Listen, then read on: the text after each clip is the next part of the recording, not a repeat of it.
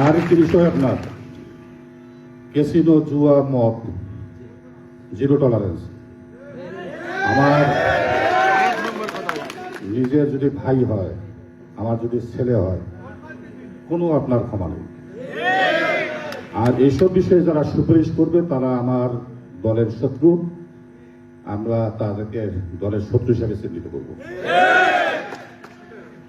মদের ব্যবসা করবে, ফেন্সিলের ব্যবসা করবে, ক্যাসিনোর ব্যবসা করবে, জুয়ার ব্যবসা করবে, আর আসিফ বলবে যে আপনার আমার এমপি থেকে কি লাভ, এমপি করলে তো ছাড়ি দিল হয়, ওই রাজনীতি আমি করি না।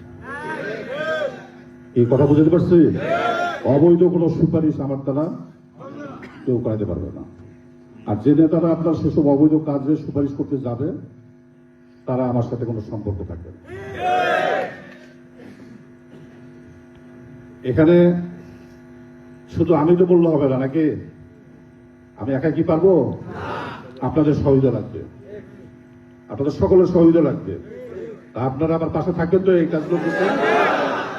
আপনাদের সহযোগিতা চাই আমি, আগামী দিনে এই কাজগুলো যেন আমি বাস্তবায়ন করতে পারি।